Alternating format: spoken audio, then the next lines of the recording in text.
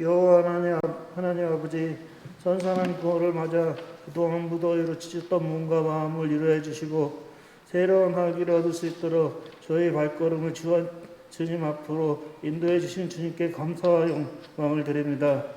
계절의 변화의 생명의 신비를 통해 창조의 섭리를 이루시는 주님께서 우리의 믿음의 삶에도 가을과 함께 결실의 열매를 보게 하여 주시옵소서. 지난날 잘못된 일들을 이 시간에 주님 앞에 내려놓고 고백하오니 우리 죄를 용서해 주시옵소서.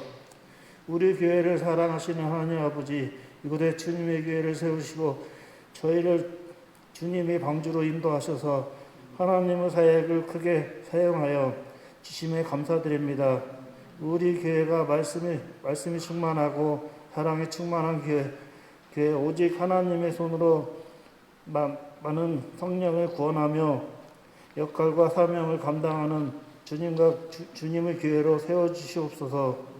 아직도 코로나로 인하여 모두가 힘들어하고 있지만 멀잖아 이 슬픔과 절망에서 벗어나면 우리의 삶 또한 기쁨과 희망으로 가득할 것이라 믿습니다.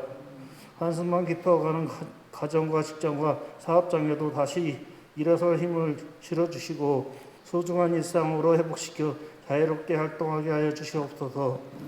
오늘도 귀한 말씀을 선포하실 담임 목사님께 성령으로 함께하여 주시옵고 우리가 거듭난 삶 속에 나의 영원함을 채워주시옵고 예수님의 몸으로서 교회가 될 수 있도록 은혜를 베풀어 주시옵고 존귀하신 예수 그리스도의 이름으로 기도드리옵나이다.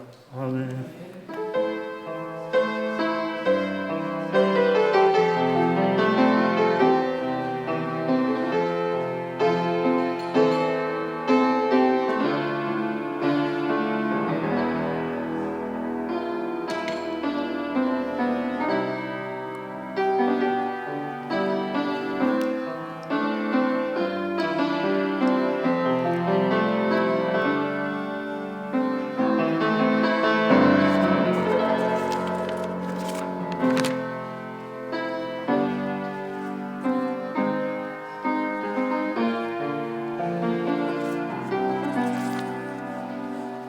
감사합니다. 함께 말씀 읽겠습니다. 에베소서 1장 오늘 17절에서 19절까지입니다. 에베소서 1장 17절에서 19절까지입니다.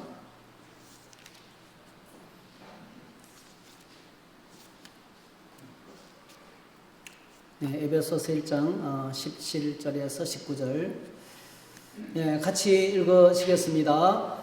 우리 주 예수 그리스도의 하나님 영광의 아버지께서 지혜와 계시의 정신을 너희에게 주사 하나님을 알게 하시고 너희 마음 눈을 밝히사 그의 부르심의 소망이 무엇이며 성도 안에서 그 기업의 영광의 풍성이 무엇이며 그의 힘의 강력으로 역사하심을 따라 믿는 우리에게 베푸신 능력의 지극히 크심이 어떤 것을 너희로 알게 하시기를 구하노라. 아멘. 오늘 이 말씀을 가지고 부르심의 소망 부제목으로 지혜와 계시의 성령 이런 제목으로 함께 말씀을 나누겠습니다. 네, 추석 연휴 중입니다. 이번 추석은 정말 특별한 추석 같아요. 추석을 보내면서 제 속에 떠오르는 단어가 하나 있었는데 그게 전쟁과 평화라는 말입니다. 전쟁과 평화. 그럼 전쟁은 지금도 우크라이나하고 러시아의 전쟁은 계속되고 있죠. 지금도 온 세계 열방에 보이지 않는 전쟁이 총소리는 나지 않지만은 개인 간에, 기업 간에, 국가 간에 계속 경쟁이라는 아름다운 이름으로 전쟁을 하고 있습니다. 사실은 정치계에서도 치열한 전투가 일어나고 있고 눈에 보이지 않는 영적인 세계도 전쟁은 계속되고 있습니다. 전쟁. 근데 태풍이 지나가고 난 다음에 이 가을 하늘을 보면 너무 맑고 너무 쾌청하고 언제 태풍이 있었냐는 듯이 너무 평화롭습니다. 그래서 제가 이 추석 명절 연휴 기간을 보면서 이게 전쟁과 평화는 사실 공존할 수 없거든요. 여러분 전쟁 사람이 죽어나가고 모든 것이 파괴되고 있는데요. 지금 우크라이나는 6개월째 전쟁이 계속되고 있잖아요. 비참합니다, 여러분. 엄청난 사람이 죽어나가고 있고요. 눈에 보이는 모든 건물들이 다 파괴되고 있어요. 삶의 자리가 다 파괴됩니다. 태풍이 지나간 자리도 똑같이 죽음이에요. 태풍이 지나간 그 부산, 울산, 포항 이쪽에는 뭐 얼마나 많은 사람이 세상을 떠나고 하천이 범람해서 지하 주차장이 잠기고 뭐 우리가 다 본 거잖아요. 죽음입니다, 죽음. 그런데 이 죽음 같은 전쟁과 평화가 세상에 공존하고 있어요. 오늘 이걸 가리켜서 모순이란다, 모순. 예, 세상은 모순때다 그럽니다. 예. 너무 모순때죠. 예. 이 모순이란 말 자체가 여러분 아시는 것처럼 어떤 방패도 뚫을 수 있는 창과 어떤 창도 뚫을 수 없는 방패를 파는 무기상, 무기상. 그래서 이제 이 무기상에게 이 말을 듣던 사람이 그렇게 말했다 그러잖아요. 당신의 그 창으로, 당신의 그 방패랑 찌르면 어떻게 되느냐고. 그래서 도망쳤다는 말. 그러니까 이 말이 안 되는 거죠. 전쟁과 평화는 공존할 수가 없습니다. 우리가 사는 세상은 모순이 가득해요. 그런데 실제로 공존하거든요. 실제로 한쪽에는 죽어나가고 한쪽은 올라다니고요. 그래서 우리의 삶은 우리의 머리로 절대로 해석할 수 없어요. 내게 일어나는 일들은 우리의 머리로 해석할 수가 없어요. 세상은 모순으로 가득 차 있습니다. 제가 인터넷에 모순이라 딱 치니까 제일 먼저 그 유명한 1988년도에 나왔던 어떤 유명한 소설가의 베스트셀러가 딱 떠오르더라고요. 한 집안에 이 사람 나이는, 주인공의 나이는 25살, 이름은 안진진. 아시죠? 모순이라는 여자. 양기자 씨의 소설인가? 근데 이게 모순 덩어리가 가득 찬 거예요. 모순 덩어리가 가득 찬 거예요. 그래서 인생에 관해서 IMF 위기로 경제 위기를 당하는 그때에 이 사람이 소설을 펴내고 얼마나 많은 사람들이 감동을 하고 그 어려운 상황에서 다시 용기를 얻는 그런 모순이라는 소설이 떠오르더라고요. 이 모순된 세상 속에서 우리는 우리의 이 삶은 복잡하고 우리 머리로는 이해할 수 없는 일들이 종종 찾아옵니다. 그래서 인생은 누구도 연습할 수가 없고요. 연습하고 갈 수가 없어요. 무슨 일이 일어날지 예측할 수가 없습니다. 그래서 우리의 삶은 길을 가는 운전자에게 내비게이션이 필요한 것처럼 우리 인생에는 반드시 목자가 필요합니다. 우리 인생의 가이드가 반드시 필요합니다. 누가 어떤 존재가 나의 인생의 목자가 될 수가 있나요? 일찍이 전도서 기자가 이렇게 우리에게 삶의 지혜를 이렇게 나누고 있습니다. 전도서 3장 1절에서 11절에 보니까 천하의 범사의 기간이 있고 모든 목적이 이룰 때가 있나니 날 때가 있고 죽을 때가 있으며 심을 때가 있었고 심은 것을 뽑을 때가 있으며 사랑할 때가 있고 미워할 때가 있으며 전쟁할 때가 있고 평화할 때가 있느니라. 하나님의 인생들에게 노고를 주사 예수께 하신 것을 내가 보았노라. 하나님이 모든 것을 지으시되 때를 따라 아름답게 하셨고 또 사람에게는 영혼을 사모하는 마음을 주셨느니라. 그러나 하나님의 하시는 일의 시종을 사람으로 측량할 수 없게 하셨도다 했어요. 불안한 것, 두려움. 여러분, 불안과 두려움은요 나쁜 것이죠. 누가 불안하게 살고 싶어요? 누가 두려운 건데 살고 싶어요? 근데 여러분, 인생에게 불안과 두려움이 없으면 하나님께로 돌아갈 수가 없다는 거예요. 이 불안과 두려움의 아주 그 긍정적인 효과는요, 인생들이 하나님을 찾게 된다는 거예요. 영혼을 사모하는 마음. 이 모순투성의 세상이 해결될 그날, 전쟁이 사라지고 제약이 사라지고 어린아이가 사자굴에 손 놓고 함께 뛰노는 그 세상, 모든 무기를 다 파괴하고 농사기구로 만드는 그 평화가 가득한 세상을 우리가 사모하면서 그리워하게 된다는 거죠. 성경에서 약속한 그 성경의 약속이 우리의 소망이 될 수 있도록 하나님께서 그렇게 역사하신다는 겁니다. 이런 세상에 일어난 일을 측량할 수가 있기 때문에 전도서 12장 13절에 전도서 기자가 결론을 내립니다. 빠졌는데요. 일의 결국을 다 들었으니 하나님을 경외하고 그 명령을 지킬지어다. 이것이 사람의 본분이에요. 이 무슨 말씀이냐면 우리 인간에게는, 인생들에게는 가이드가 필요하다는 거예요. 인생의 가이드가 필요하다는 거예요. 여러분, 누가 인생의 가이드가 될 수 있나요? 누가 인생의 가이드가 될 수 있나요? 선생님, 스승, 사람이 우리 인생의 가이드를 할 수 있나요? 인생의 목자를 만난 한 성도가 이렇게 고백했습니다. 여러분 잘 아시는 거 한번 같이 읽어볼까요? 시편 13편 1절 시작. 여호와는 나의 목자시니 내가 부족함이 없으리로다 했어요. 그렇습니다. 누가 우리의 삶을 인도할 수가 있습니까? 우리가 어려운 일을 만났을 때 도와줄 사람이 누굽니까? 근데 우리의 삶의 진정한 목자는요, 인생을 창조하시고 역사를 주관하시고 다스리고 심판하시는 하나님밖에 없어요. 이런 큰 전제를 가지고 우리가 에베소서를 읽으면 얼마나 위로가 되는지 모릅니다. 에베소서를 시작하면서 사도 바울은 먼저 우리의 삶과 역사의 주관자가 되시며 우리를 구원하시는 하나님께 찬양과 감사를 올려드리고 있습니다. 이는 인생의 목자를 만난 사람입니다. 인생의 가이드를 만난 사람의 고백이에요. 그래서 이 사도 바울은 그의 몸은 차가운 로마의 감옥에서 사형당할 날을 기다리고 있어요. 옥중에서 습기찬 감옥에서 얼마나 괴롭겠습니까? 얼마나 추웠으면 디모데에게 올 때 겉옷을 가져오라고 부탁했겠어요. 너무나 적적하니까 두루마리 성경을 좀 가져오라고 부탁했겠어요. 그 로마의 차비찬 감옥 안에 있었지만은 이 사도 바울은 감격해요. 하나님의 은혜에 감격해서 찬양하고 감사하고 있어요.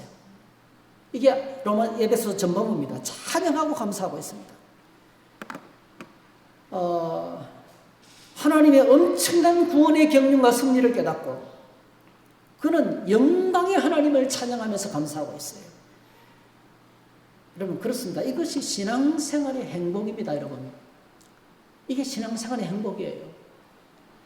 목자를 만나고 나를 향한 하나님의 경륜과 계획을 깨닫고 진리를 발견하고 깨닫고 하나님의 말씀의 승리를 깨닫고 그것이 내 영혼에 부딪혀 올 때 그때 터져나오는 기쁨과 감격에 휩싸여서 하나님을 찬양하고 감사하는 것이 신앙의 행복입니다.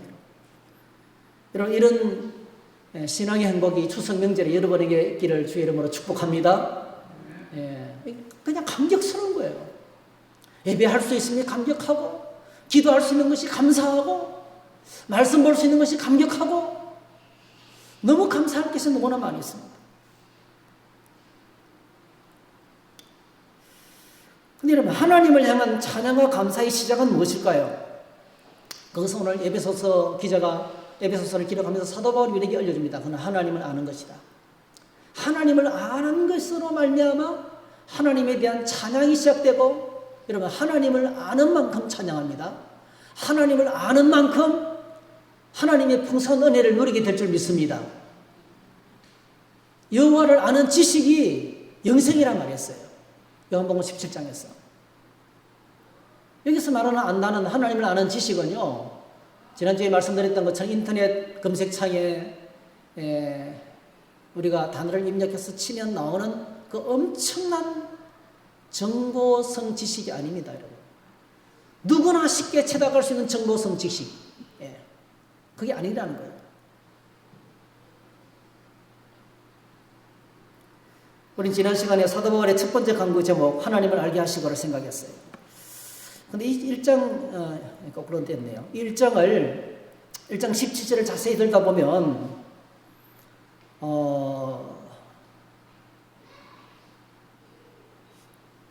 내 자신을 돌아보는 아주 귀한 기회를 가져야 돼요. 사도 바울은 기도하기를 제일 먼저 우리 주 예수 그리스도의 하나님 영광의 아버지께서 지혜와 계시의 영을 너희에게 주사 하나님을 알게 하시고 이렇게 기도했는데요. 우리 사도 바울의 기도를 묵상하면서 내 자신에게 질문을 던져야 됩니다. 내가 하나님을 알고 있다고 말할 수 있는가? 내가 하나님을 알고 있다고 말할 수 있는가? 또 하나 질문을 던져야 돼요. 나도 사도바울과 같이 하나님을 더 알게 해달라는 간구의 기도를 드리고 있는가 하는 거예요. 이런 열망이 내 안에 있느냐는 거예요. 이 편지를 쓰고 있을 때 사도 바울은 어떤 상태에 있었습니까? 그의 생의 마지막이에요. 여러분이 잘 아시는 것처럼 사도 바울은 신약 성경 27권 중에서 13권을 썼습니다. 히브리서를 포함시키면 14권이에요. 신약 성경 절반을 썼어요. 여러분, 엄청난 계시를 받은 사람이에요. 한두 권을 쓴 게 아니에요. 신약 성경 절반을 기록한 사도 바울이에요. 그의 영성이 어느 정도 될까요, 여러분? 그가 보고 듣고 경험했던 하나님 나라의 세계가 얼마나 될까요? 그는 대사도인 거예요, 대사도. 그냥 사도가 아니에요, 여러분. 가는 곳마다 교회를 세우고요. 그가 썼다 하면 성경이 되는 거예요. 그가 편지를 썼다 하면 성경이 되는 거예요. 하늘에 엄청난 것을 경험한 대사도였습니다. 지금 이 편지를 쓰고 있었을 때 사도 바울은요, 복음을 위해서 한평생 자신의 삶 전부를 드리고 로마 감옥에 순교하기 직전입니다. 옥중서신이에요. 그의 삶의 마지막 때예요. 그 누구보다도 하나님을 잘 아는, 어느 누구보다도 예수님을 깊이 아는 그런 사람이었어요. 그런데 이 사도 바울이 어떻게 고백하고 있냐면, 기도의 제목이 하나님을 더 알기를 원합니다. 예수님을 더 알게 해달라는 기도라는 거예요. 똑같은 옥중서신이 빌립보서에서 똑같은 말을 하겠어요. 빌립보서에서. 우리가 잘 알죠? 빌립보서. 빌립보서 3장 7절 9절에 보니까, 그러나 무엇이든지 내게 유익하던 것을 내가 그리스도를 위하여 다 해로 여길 뿐더러 또한 모든 것을 해로 여기면 내 주 그리스도 예수를 아는 지식이 가장 고상하기 때문이라. 내가 그를 위하여 모든 것을 잃어버리고 배설물로 여기면 그리스도를 얻고 그 안에서 발견되려 함이니, 내가 가진 의는 율법에서 난 것이 아니요 오직 그리스도를 믿음으로 말미암은 것이니 곧 믿음으로부터 하나님께로부터 나나이라. 앞에 있는 성경 구절을 한번 생각해야 되겠어요. 여러 계시를 받은 것이 지극히 크므로 했어요. 그러니까 이 사도 바울은 엄청난 영적인 세계를 경험한, 우리식으로 말하면 하늘 꼭대기에 거의 다다른 사람이에요. 영적인 수준이. 그렇게 엄청난 영적인 거장이 실제로 고백하기를 이렇게 고백하는 거예요. 나는 예수님을 더 알고 싶습니다. 예수님을 더 아는 걸 알기 위해서라면 내가 가진 이 땅의 모든 것들을 다 버리고 싶다는 거예요. 배설물처럼, 똥처럼 여기고 싶다는 거예요. 자기가 가진 가장 소중한 것, 여러분, 우리가 가장 소중하게 생각하는 것이 뭡니까? 돈이죠. 내가 즐기는 것들이죠. 쾌락, 그리고 힘이잖아요. 권력이잖아요.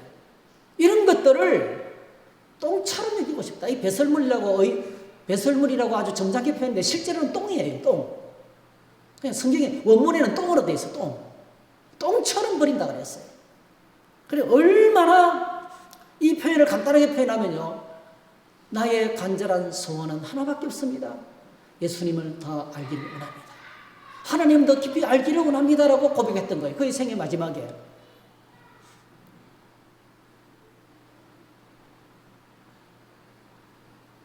그래서 많이 부끄럽더라고요. 설교를 하고 있지만은, 말씀을 가르치고 있지만은 너무 부끄러웠어요. 나는 하나님을 안다고 말할 수 있는가? 나도 사도 바울처럼 하나님을 더 알게 해달라는 기도를 얼마나 드리고 있는가? 내가 얼마나 몸부림을 치면서 하나님을 더 알기 위해서 성경을 연구하고 성경을 읽고 묵상하고 그 성경의 말씀이 내 안에 들어와서 나의 삶이 되기까지. 여러분, 동병상련이라는 말 아시죠? 같은 입장이 되어보지 않으면 이해를 못한다는 거예요. 주님 안에서 말씀을 붙들고 주님을 알아간다는 것은요, 주님 앞에 내가 자꾸 주님을 닮아가면서 가능해져요. 이론으로 되는 게 아닙니다, 여러분. 정보로 아는 주님에 대한 지식은요, 정보로 아는 주님의 지식은요, 뭐가 똑같았냐면 나더러 주여 주여 하는 자마다 다 천국에 들어갈 것이 아니오 이렇게 했어요. 정보성 지식이 내가 아는 게 아니에요.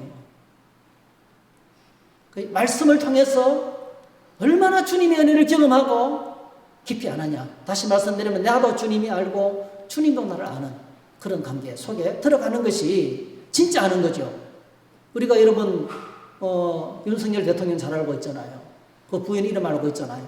근데 윤석열 대통령 여러분 압니까? 모르잖아요. 그럼 우리는 아는 관계가 아닌 거예요. 일방적으로 아는 것은 아는 관계가 아닌 거예요.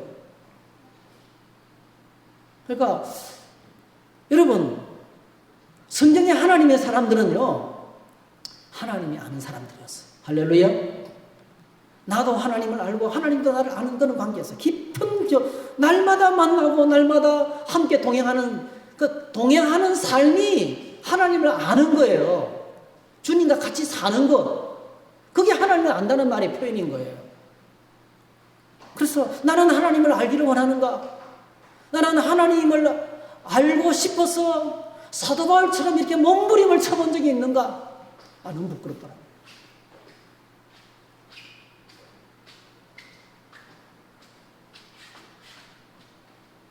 오늘 우리가 함께 생각할 본문을 다시 한번 봤으면 좋겠어요. 1장 17절. 한 번 더 같이 읽어보십시다. 시작. 우리 주 예수 그리스도의 하나님 영광의 아버지께서 지혜와 계시의 영을 너희에게 주사 하나님을 알게 하시고. 오늘 우리가 생각할 주제는 지혜와 계시입니다. 지혜와 계시라는 단어예요. 지혜가 뭔지 계시가 뭔지. 여러분 이 말씀은 인생이 복잡하고 힘든데 정말 하나님 우리에게 지혜를 주세요. 계시를 주세요. 이런 기도가 아니라는 거예요. 이런 단순한 기도가 아니라는 거죠. 이런 본문에서 의미하는 지혜와 계시가 뭐냐는 거예요. 본문에서 지혜와 계시라는 말이 무엇을 의미하고 누구를 가르치냐는 거예요. 바울은 지금 기도를 시작하면서 기도를 들으시는 분을 바라보고 있어요. 누굽니까? 앞부분에 우리 주 예수 그리스도의 하나님이죠. 우리 주 예수 그리스도의 하나님, 영광의 아버지. 기도할 때 꼭 기억하셔야 돼요. 기도할 때 내가 기도하는 분을 바라봐야 돼요. 우리 주 예수 그리스도의 하나님을 볼 수 있어야 됩니다. 그리고 그 하나님이 어떤 분입니까? 영광의 아버지십니다. 그래서 기도하는 게 어렵습니다. 설교하는 것이 훨씬 쉽습니다. 설교는 사람들에게 말하는 거잖아요. 기도는 하나님께 말씀드리는 거예요. 어떤 하나님이요? 하늘에 계신 우리 아버지. 하늘에 계신 우리 아버지요. 이 두 가지 의미가 포함되어 있는데 하늘에 앞부분에서 말씀하기를 하늘에 계신 하나님은 우리 주 예수 그리스도의 하나님이시고 영광의 하나님이십니다, 여러분. 이걸 뭘로 의미합니까? 초월하시고 절대제. 초월해 계시는 절대적 하나님입니다. 아무나 가까이 할 수 없는 너무나 위대하시고 너무나 크고 너무나 대단한 지난주에 말씀드렸던 것처럼 그의 주권이 영원하시고 주권의 하나님 영원히 존재하시고 그죠?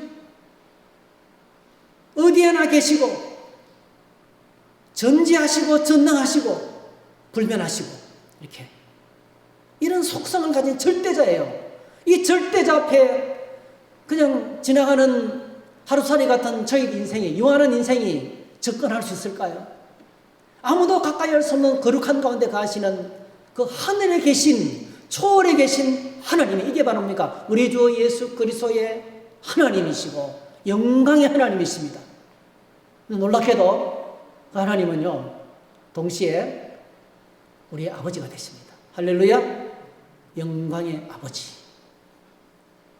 이 아버지는 우리 가까이 계신 분이에요. 나와 함께 하시는 분이에요.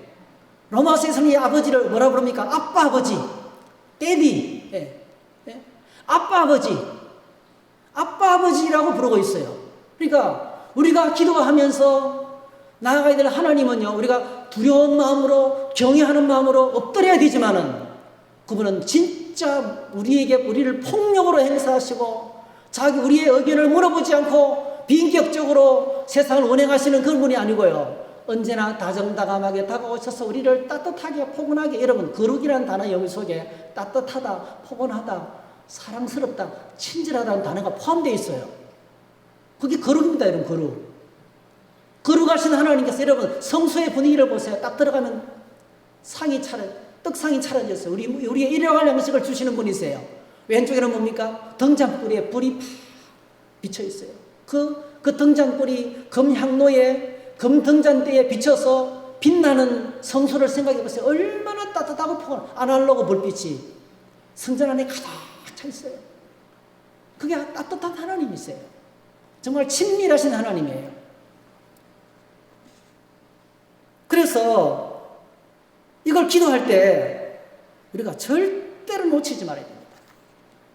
내가 나아가 기도하는 내 기도를 들으신 하나님 어떤 분입니까?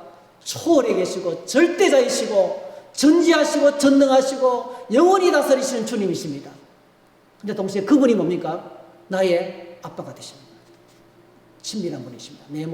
그분은 우리가 구하기도 전에 다 아시는 분이십니다. 우리의 모든 것들을 다 아시는 분이십니다. 기도의 보호자로 나가기 전에 왜 오는지 압니다, 여러분. 그럴 때는 주저리 구체적으로 말할 필요가 없어요.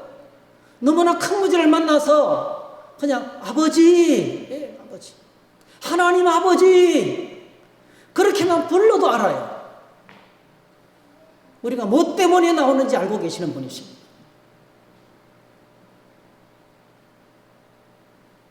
그래서 우리가 기도의 보좌로 나갈 때 반드시 갖춰야 될 게 있어요. 두 가지. 하나는 그분에 대한 경외심이에요. 하나님에 대한 두려움이 있어야 됩니다. 또 하나는 뭡니까? 친밀함. 이런 아빠, 아버지가, 이런 하나님이 내 아버지가 된 게 너무 감사한 거예요. 너무 감사한 거예요. 자, 여러분 어떻게 이런 일이 가능하게 되었습니까? 어떻게 절대적 하나님이 우리 아빠가 되었습니까? 그 비밀과 신비가 무엇입니까? 그것이 오늘 사도 바울이 1장 3절부터 14절까지 이미 이야기했어요. 그 비밀을. 그리고 오늘 1장 17절 속에 그 비밀이 숨어 있어요. 1장 17절 속에 그 정답이 숨어 있습니다. 정답부터 말씀드리면요. 예수 그리스도가 바로 하나님의 지혜이시고 하나님의 계시이기 때문에 그렇습니다. 따라합시다. 예수님이 지혜가 되시고 계시가 되신다. 그래서 그게 가능하게 된 거예요. 사실은. 정답부터 말씀드립니다. 예수 그리스도는 창세전부터 하나님 안에서 온 땅을 향한 구원을 이루시기 위한 하나님의 지혜였고 하나님의 계시였어요. 여러분 창세기부터 요한계시록까지 모든 성경은 뭡니까? 하나님의 지혜가 되시고 하나님의 계시가 되시는 예수님을 계속 계시했어요. 계속 말씀했어요. 성경 전체를 처음부터 끝까지. 인류가 범죄하던 순간에 달려와가지고 여자의 후손이 내 머리를 상하게 할 것이고 그때부터 요한계시록 22장까지 하나님 계속해서 예수 그리스도가 구원의 비밀이고 구원의 방법이었고 지혜였고 하나님의 방법이었고 그리고 예수 그리스도가 뭡니까? 구약성경에 나오는 모든 제사, 제물, 그 다음에 등장하는 선지자, 사람들, 메시지가 바로 뭡니까? 예수님이시죠. 예수 그리스도를 예표하는 것들이었어요. 끝없이 예수님이 어떤 분인지 우리에게 계속 계시했었습니다.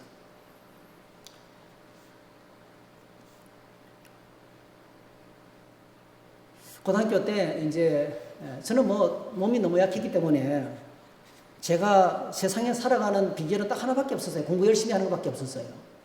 여러분 여름에 제 엉덩이가요 짓이겨져서 의자에 녹아 붙도록 공부를 했어요. 제 엉덩이에 무좀이 들어가지고 얼마나 오래 앉았어요. 이게 물로 터져가지고요 습진이 돼가지고요 이거 치료하는 얼마나 고통당했는지 몰라요. 그래서 몸도 약하지. 제가 할 수 있는 게 아무것도 없더라고요. 공부밖에 없더라고요. 정말 막 죽도록 공부했어요. 어느 날 이제 과외 선생님이었고 물어볼 데가 없으니까요. 물어볼 데가 없으니까 수학 문제를 푸는데요. 초저녁에 푸는데 새벽 5시까지 푸는 거예요. 안 풀리는 거예요. 밤새도록 풀다가 또 풀고 정답은 아는데 그 정답이 내가 풀면 안 나오는 거예요. 자소서에 정답만 딱 적혀 있는데 어떻게 이 과정이 오는지 안 나오는 거예요. 아직도 기억이 생생합니다, 여러분. 드디어 제가요, 새벽 5시에 그 문제를 풀었어요. 와, 안 풀리던 문제를 딱 풀고 정답을 가지고요, 자소도 정답하고 딱 일치된 걸 확인하고 나니까 그 기쁨이 얼마나 감격스러운지. 야, 이게 공부하는 맛이야. 제가 느꼈어요. 이게 공부하는 맛이야. 그래서 이 수학 문제 푸는 거 참 좋아요. 저는 이게 이렇게 이걸 외워서 원고를 외워가지고 설명하는 국어 점수, 윤리 점수 이런 것들은요, 국어, 역사, 윤리 이런 점수는 다 시에 시. 근데 수학, 과학 이런 것들은 제가 공대 쪽에 좋아했을 거예요. 밤새도록 붙들고 안 늘어지는 거예요. 끝까지 푸는 거야. 풀릴 때까지. 전기불 켜고 하면 아버지가 전기세 나간다고 스위치를 내려버려요. 그러면 할머니 방에서 호랑불 켜놓고 하고, 촛불 켜놓고 하고. 근데요, 그 공부하는 맛을 알겠더라고요. 왜 이 말씀을 드리냐면 사랑이 아니고요. 오늘 사도 바울이 죄에 가득한 온 인류의 불행의 문제를 하나님께서 어떻게 해결하셨어요? 여러분, 예수 그리스도가 정답이었어요. 엄청난 인류의 문제잖아요. 어떻게 풀 수 있어요, 여러분? 온 땅의 모든 사람이 죄를 지었고 하나님을 대적하고 있어요. 하나님이 창조한 인류가 하나님을 대적하고 지네들이 지은 죄 때문에 스스로 몰락하고 있어요. 공의의 하나님은 당장 다 때려주고 싶으죠. 공의의 하나님은 당장 이들을 벌하고 싶으셔요. 근데 사랑의 하나님은 이들이 불쌍한 거예요. 하나님이 찾아낸 인류 구원의 방법이 뭐였습니까? 여자의 후손부터 시작돼서 아브라함에게 난 씨를 통해서 다윗의 후손을 통해서 계속 내려가다가 결국 뭐죠? 이 말세에 하나님의 아들 예수 그리스도, 하나님이 직접 이 땅을 찾아오셔서 구원하는 것이었어요. 이게요, 창세전부터 하나님 안에 있는 계획이었어요. 그게 에베소서 1장의 예정과 선택이란 말이에요. 예정과 선택. 창세전부터 하나님 안에 온 인류 구원을 향한 정답이 숨어 있었던 거예요. 이 숨어 있었던 비밀을 바울이 깨달은 거예요. 이는 수학 문제 푸는 정도가 아니잖아요, 여러분. 지금도 이 땅에 인류 가운데 이렇게 과학이 발달하고 정보가 흘러넘치는데 인류는 여전히 문제 가운데 있어요. 부의 편중 문제, 자연재해 문제, 기후 문제, 여러분 무역 간의 갈등 문제, 국가 간의 분쟁 문제, 민족 간의 문제, 개인 간의 문제, 여러분 이 땅에 문제가 가득해요. 어떻게 해결해요? 정치가가 해결할 수 있어요? 공부해서 해결할 수 있습니까? 공부를 시키려면 더 머리를 써가 더 나쁜 일을 하는데요. 정보를 알면 해결됩니까, 여러분? 감옥에 갔다 오면 더 좋은 사람이 됩니까? 더 악해져요. 무엇으로 인간을 변화시키고 무엇으로 인간의 문제를 해결할 수 있을까요? 여러분, 놀랍게도 인류의 문제의 해답은 예수 그리스도입니다. 할렐루야. 그게 지혜라는 말이에요, 지혜. 그 지혜라는 말 속에 담겨있는 의미. 그래서 여러분, 잠언이나 전도서 읽으면 예수님은 전부 다 지혜로 나와요. 지혜가 살아있어요. 지혜가 말을 해요. 지혜가 큰 소리를 외쳐요. 잠언에 온통. 거기서 말하는 지혜가 바로 뭐예요? 인생의 문제를 해결하는 해답이 바로 뭡니까? 예수 그리스도라는 겁니다. 한번 따라합시다. 예수 그리스도는 내 인생의 모든 문제를 해결하는 하나님의 지혜가 되신다. 믿습니까? 이걸 사도 바울이 깨달은 거예요. 이걸 정답을 얻은 거예요. 그래서 감옥 안에 있으면서 그는 감격에 휩싸여서 찬양하고 감사를 드리고 있는 것입니다.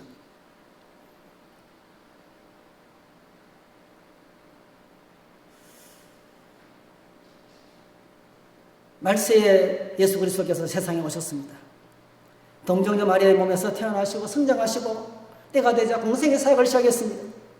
이 땅에 사역을 시작하신 예수 그리스도의 말씀과 행하심은요, 모두 보이지 않는 하나님을 보여주시는 것이었어요. 예수님의 말씀은 하나님 아버지의 말씀이었어요. 예수님의 사역과 삶은 전부 다 하나님의 시간표대로 움직이는 시간표였습니다. 예수 그리스도 그 자체가 바로 뭡니까? 하나님을 리벨레이션하는, 하나님을 보여주는 계시였어요. 이것을 기록한 것이 신약 성경이에요. 신약 성경 복음서는요, 예수님이 직접 하나님을 보여주신 거고요. 나머지 모든 서신서들은요, 그 예수님을 만난 사람들, 예수님을 목격한 사람들의 증언들이에요. 전부 다 뭐죠? 예수님이 계시. 예수님의 신약 성경 전체는 말세의 아들을 통해서 하신 말씀을 기록해 놓은 겁니다, 여러분. 그래서 요한복음에서는 예수님을 뭐라 불렀습니까? 말씀이었어요, 말씀. 태초에 말씀에 계십니다. 예수님을 말씀이라고 불렀어요. 말씀 있고 계시거든요. 특별한 계시라는 것입니다. 그래서 지혜와 계시의 영을 해석해서 말씀드리면 우리 주 예수 그리스도의 영이라는 뜻입니다.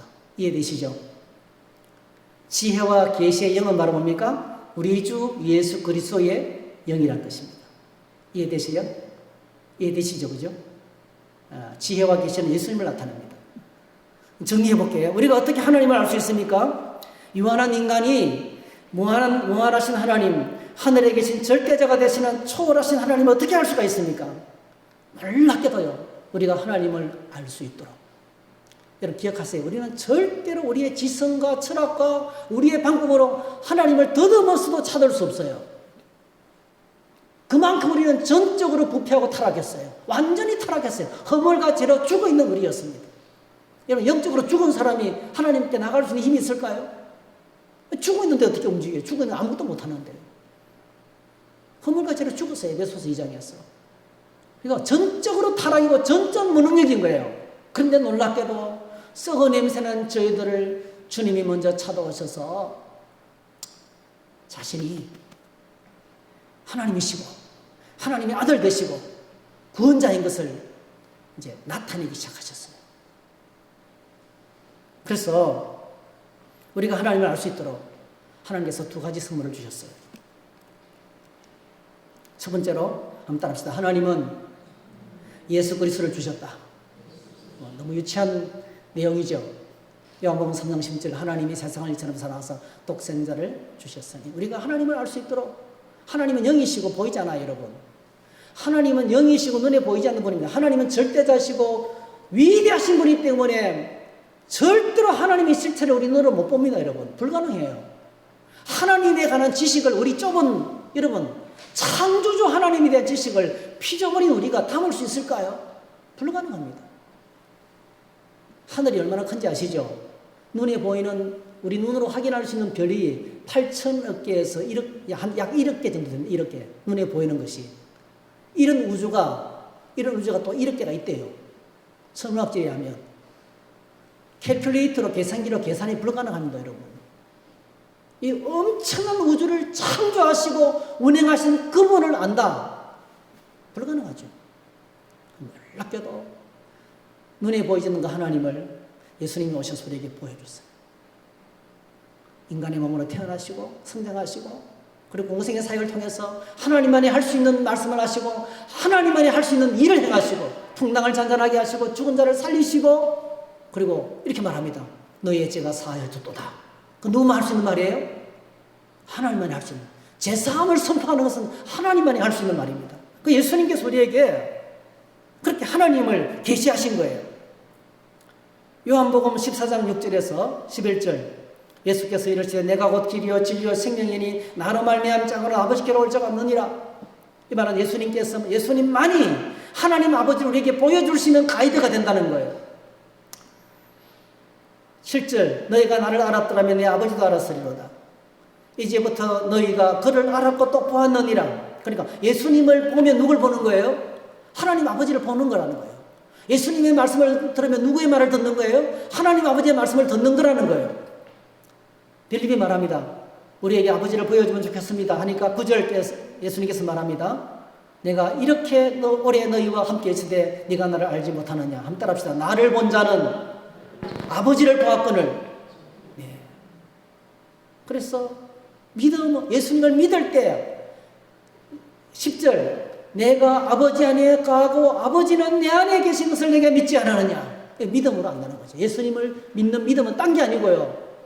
예수님이 아버지 안에 계시고 아버지가 예수님 안에 있다는 걸. 이걸 믿는 거예요.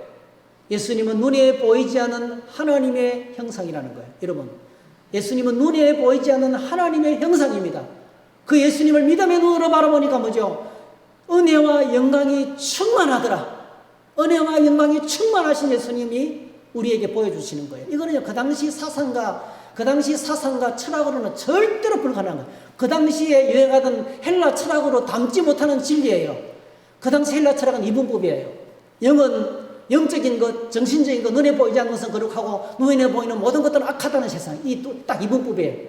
세상은 악하고 교회는 거룩하다는 거예요. 이분법, 잘못된 거죠. 근데 여러분, 예수님은 어떤 분입니까? 지극히 거룩하신 하나님이 인간의 육체로 오셨다는 거예요. 이게 그 당시 헬라 철학이 용납이 안 되는 거예요. 놀랍게도 골로새서 말합니다. 그는 보이지 않는 하나님의 영광과 형상이라. 예수님이 자신을 통해서 하나님을 보여주고 있는 겁니다. 요한복음 10장 27절에 말합니다. 따라합시다. 나와 아버지는 하나이니라. 예. 나와 아버지는 하나이라. 내가 아버지다. 나와 아버지는 하나다. 그렇게 말했어요. 그래서 여러분, 누구든지 예수님을 만나면 그때부터 하나님 아버지를 보게 됩니다. 예수님의 사역은 예수님을 통해서 하나님 아버지를 보여주는 것이었습니다. 예수님은 철저하게 모든 영광을 하나님 아버지께 돌렸고요. 항상 기적을 행하거나 말씀을 전할 때 주님의 입에서 나오는 모든 말씀은 하나님 아버지의 말씀이었어요. 자기 생각과 개인의 생각을 말한 적이 한 번도 없습니다.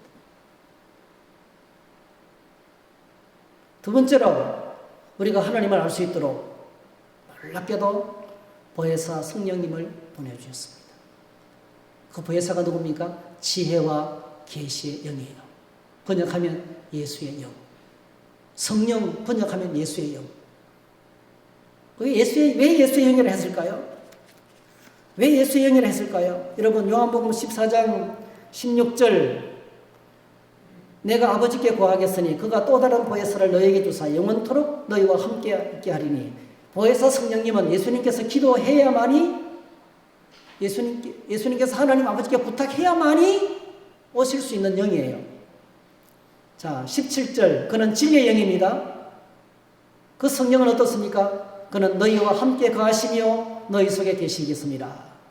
그 성령이 주님께서 아버지에게 말씀드리는, 아버지가 우리에게 성령을 부어주신 이 성령은 뭡니까? 우리 안에 계시고 우리 속에 계시고 우리와 함께 하신다는 거예요. 믿습니까? 그런 영이라는 거예요. 요한복음 14장 26절, 내 이름으로 보내실 성령이 어떤 일을 한답니까? 모든 것을 가르치고 너에게 말한 모든 것을 생각하고, 이 가르친다는 것은요, 하나님의 말씀을 깨닫게 하시고 뜻입니다. 하나님의 말씀을 깨닫게 하신다, 성령께서. 그리고 뭐죠? 모든 주님의 말씀을 생각나게 한다는 거예요. 주님의 말씀이 살아있도록 하신다는 거예요. 성령께서 듣고 잊어버리는 게 아니고요, 하나님의 말씀이 내 안에서 살아 움직이도록 역사하시는 거예요. 살아있도록 역사하시는 거예요. 모든 상황에 하나님의 말씀이 살아있는 말씀이 되는 것입니다. 그 성령이 하시는 것입니다. 요한복음 12장 26절 따라합시다. 그가 나를 증언하실 것이요. 예, 그가 나를 증언하실 것이요. 보혜사가 성령이 하시는 건 예수님을 증거하는 거예요. 성령이 하시는 일, 예수님의 말씀을 생각나게 하고 예수님을 증언하는, 예수님을 증거하는 영이 바로 성령이세요. 성령은 철저하게 예수님을 증언합니다. 우리가 예수님을 만날 수 있도록 역사하는 영이란 뜻이에요. 요한복음 16장에 성령이 오시면 죄에 대하여, 의에 대하여, 심판에 대하여 세상을 책망하시라. 성령이 오시면 우리가 책망을 받는 거예요. 여러분, 성령의 체험 가운데 필수적인 것, 죄를 깨닫고 죄를 자복하고 죄를 회개하는 겁니다. 할렐루야. 이 성령의 역사입니다, 여러분. 오늘 저희들의 공동체 안에 이와 같은 은혜가 있기를 축복합니다. 진짜 은혜는 죄를 깨닫는 거예요. 아, 주님, 내가 지금까지 믿어서는 안 될 것들을 믿었습니다. 하나님이 아닌 것을 하나님으로 믿었네요. 이제부터 내가 믿을 유일한 분은 하나님이 보내신 유일한 구원자이신 예수 그리스도가 인 줄 믿습니다. 이렇게 믿음의 대상을 바꾸는 거예요.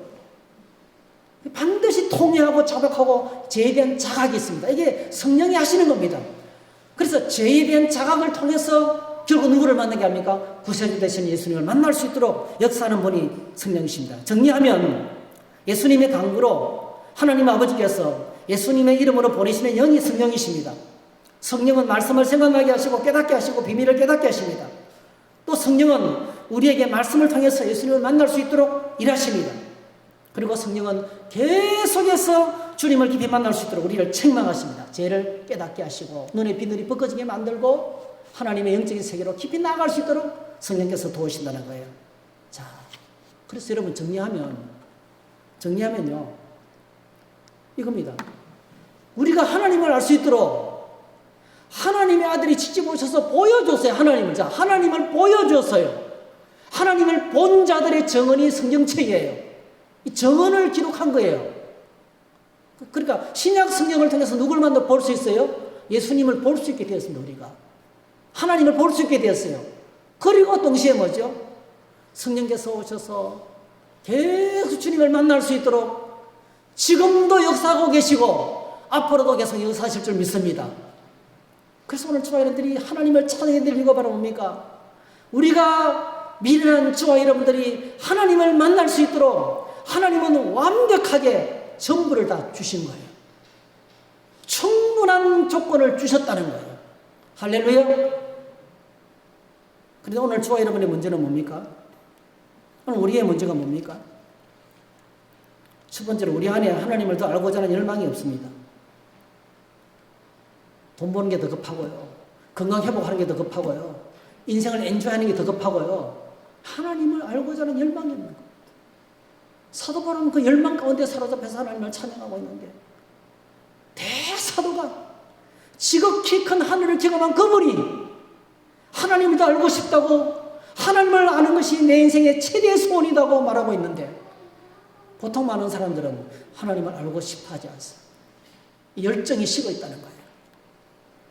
성경 잘 읽지 않습니다. 두 번째로 아직도 우리가 살아가는 동안에 우리가 하나님께로 나가는 것을 가로막고 있는 방해꾼들이 많다는 거예요. 그래서 에베소 1장 17절을 보면 이렇게 되어 있어요. 지혜와 계시의 영을 너에게 주사 하나님을 알게 하시고 한번 따라할까요? 너희 마음의 눈을 밝히사. 이게 무슨 뜻입니까? 우리의 마음의 눈이 어두워져 있다는 거예요. 우리의 마음이 오염되어 있다는 거예요. 우리의 마음이 다른 것들로 가득 차 있다는 거예요. 우리의 마음의 눈이 심각하게 어두워져 있다는 거예요. 잠자거나 졸고 있거나 어두워져 있거나 앞을 보지 못하는 맹인이 되어 있다는 거예요. 뭐가 우리를 이렇게 앞을 보지 못하도록 하나님을 알지 못하도록 가로막고 있습니까? 세 가지예요. 첫 번째 죄입니다. 죄. 죄가 하나님을 아는 것을 가로막고 있습니다. 마태복음 5장 8절에 마음이 청결한 자는 하나님을 본다 그랬어요. 마음이 청결한 자는 하나님을 본다. 더러운 죄가 청소된 심령이 청결한 마음이에요. 그 청결한 심령은 하나님을 만난다는 거예요. 그래서 여러분 우리가 죄가 발견되자마자 뭐가 필요하겠어요? 예수 그리스도의 십자가의 은혜가 필요합니다. 주님 또다시 나의 죄를 용서해 주시기 원합니다. 예수님의 보혈로 정결케 해주시기를 원합니다. 이미 지불했으니까요. 자백하고 고백하면 제 문제가 처리되는 거예요. 그 청결한 심령 속에 누가 만날 수 있어요? 하나님을 만나는 거예요. 할렐루야. 두 번째로 우리가 하나님께 나가를 가로막는 세상입니다. 세상. 세상과 세속이 하나님께로 가는 길을 가로막고 있습니다. 여러분 예수님께서 천국 비유를 말씀하시면서 마태복음 13장에 하나님 나라의 하나님을 보는 하나님 나라를 가로막는 큰 돌덩어리 제가 지난번에 설교했잖아요. 우리 마음에 들어있는 돌덩어리 그게 바로 뭐죠? 세상의 염려와 저물의 유혹이라는 거예요. 세상의 염려와 저물의 유혹, 지금 내가 갖고 있는 것에 만족하지 못하고 이 정도로 살아가는 것에 대해서 감사하지 못하고 더 많이 가지려는 욕심과 이 세상의 재물에 대한 욕심. 오늘 엄청나게 많은 사람들이요 보험금을 많이 든다고 앞으로 일어나지 않은 일에 불안해 미래를 위해서 저축한다고. 이건 좋아요 여러분. 좋은 일이에요. 근데 너무 많이 들더라고, 너무 많이. 저희 친척도요, 한 달에 400만 원씩 들어가요. 400만 원씩 보험금을 넣으면서 죽을 것만 같은 거예요. 근데 그래서, 아유, 왜 그렇게 살아가느냐고. 왜 미래를 위해서 저축한다고 오늘 죽을 것처럼 살아가느냐고. 여러분, 그러다가 빨리 죽습니다, 여러분. 행복을, 삶을 누리지 못하고, 감사하지도 않고, 여유도 없이, 왜 그렇게 미련하게 살아가느냐고. 가장 기초적인 것만 하고요. 너무 많이 미래의 불안에서 투자하지 마세요. 하나님께 맡기십시오. 얼마나 많은 사람들이 오늘 세상 재물과 염려 때문에 자신의 눈이 어두워지고 있는지 몰라. 여러분, 마태복음 6장에 보면 예수님께서 이렇게 말하세요. 마태복음 6장, 보물을 땅에 쌓아두지 말라. 자, 내 보물이 있는 곳에 내 마음이 있다. 그러면서 22절 주면 눈은 몸의 등불이니 눈이 남으면 온몸이 어둡다. 이 말을 하시고 24절에 또 뭐죠? 너희가 하나님의 재물을 겸하여 섬기지 못한다. 앞뒤로 다 뭡니까? 돈에 대한 집착을 가진 사람들, 잘 살고 싶은 사람들, 부자 되고 싶은 사람들, 떵떵거리며 살고 싶은 사람들, 돈이 있어야 미래가 보장돼. 이렇게 말하는 사람들 100%요. 그 재물에 대한 집착이 하나님을 보는 눈을 어둡게 하는 거예요. 내 눈은 몸의 등불이니, 그 맥락이, 문법적 맥락이 그 맥락이 이게요. 왜 갑자기 눈 이야기를 올까요? 이게 마음의 눈을 가리는 것이 세상 재물에 대한 집착이라는 거예요. 세속주의. 돈과 쾌락과 권력에 대한 욕심. 무서운 세속주의. 여러분, 오늘날 신자들을요, 완전히 힘이 없게, 힘 빠지게 만드는 가장 무서운 것이 세속주의입니다. 이 세상에 대한 무서운 집착 때문에 지금 있는 것만으로도 충분한데, 그럼에도 감사가 넘치는데요. 계산하면서 벌벌 떨면서 살아요. 얼마나 불행한지 모르겠어요. 하나님께 그게 영혼의 마음의 눈을 캄캄하게 만드는 무서운 마귀의 무기라는 거예요. 두 번째, 세 번째 뭘까요? 마귀죠. 악한 영. 고린도서 4장 4절 같이 읽겠습니다. 시작. 그 중에 이 세상 신이 믿지 아니하는 자들의 마음을 혼미케 하여 그리스도의 영광의 복음의 광채가 비치지 못하게 하매니 그리스도는 하나님의 형상이니라 했어요. 여러분, 상처받으셔서 왜 안 따라 읽어요? 다시 한번 읽읍시다. 시작. 그 중에 이 세상 신이 믿지 아니하는 자들의 마음을 혼미케 하여 그리스도의 영광의 복음의 광채가 비치지 못하게 하매니 그리스도는 하나님의 형상이니라. 이 세상 신이 마귀가 우리 마음을 혼미 어둡게 한다는 거예요. 마귀는 아주 적극적으로 어둠의 영입니다. 마귀는 어둠의 영입니다. 그래서 오늘 저와 여러분들이 뭘 상대해야 됩니까? 죄와 세상과 마귀를 대적해야 됩니다. 철저하게 경계해야 됩니다. 세상 따라가다가는 망합니다, 여러분. 죄의 유혹을 따라가다가는 망합니다, 여러분. 마귀의 소리에 따라가다가는 망합니다, 여러분. 어떻게 망합니까? 하나님을 보지 못하는 맹인이 됩니다.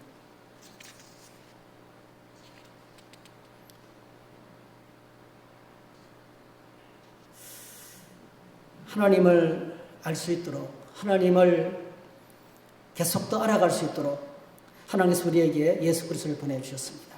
그리고 지혜와 계시의 영이신 성령을 보내주셨습니다. 완벽하고 충분합니다. 그런데 우리가 하나님께로 가는 것을 가로막는 것이 뭐라고 했습니까? 죄가 가로막고 세상이 가로막고 마귀가 적극적으로 가로막고 있습니다. 그래서 뭐가 필요합니까? 십자가의 은혜가 필요한 거예요. 성령님의 도우심이 필요한 것을 우리가 부르짖지, 하나님을 더 알기 위해서 부르짖어야 되는데 그 전에 뭐가 필요합니까? 죄 문제 때문에, 세상 유혹 때문에 마귀의 방해를 뚫고 나가야 되는 거예요. 이것과 싸워서 이겨야만이 그 다음에 하나님께로 가는 길이 열려지게 되는 것입니다. 예수 그리스도는 하나님의 지혜입니다. 하나님을 보여주는 말씀이시며 계시고 성령님은 오늘 저와 여러분들이 하나님을 더 깊이 알아갈 수 있도록 계속 일하고 계시고 역사하시는 분이십니다. 오늘 우리 인생의 모든 문제, 이 땅의 모든 문제, 국가의 모든 문제, 여러분 무엇으로 해결할 수 있을까요? 우리는 불가능합니다.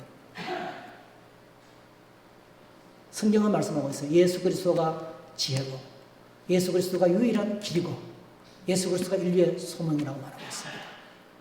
그래서 저와 여러분들이 누구보다도 예수님께 집중하고 성령의 은혜를 구하고 주님을 붙잡으면 인생의 문제가, 내 삶의 문제가 눈 녹듯이 해결될 줄로 믿습니다. 이 주님을 붙들고 주님을 깊이 알아가는 저와 여러분 되시기를 주님의 이름으로 축복합니다. 그래서 지난주하고 이번 주하고 이어서 우리가 붙잡아야 될 게 뭡니까? 주님을 더 알기 위한 몸부림이 필요하다는 거예요. 주님을 더 알기 위한 몸부림을 붙들고 나가야 된다는 것입니다. 그렇게 주님을 섬길 수 있기를 축복합니다. 여러분 신앙생활에 오늘 이게 안 되면 신앙생활 시작도 못합니다. 하나님 안에는 행복을 시작도 못해요. 그냥 흉내만 내다가 끝나는 거예요. 오늘 저와 여러분들 진짜 하나님 나라를 알고 오게 되시길 다 주의 이름으로 축복합니다. 네, 다 같이 함께 찬양 드리겠습니다. 이 찬양을 함께 불러봤으면 좋겠습니다.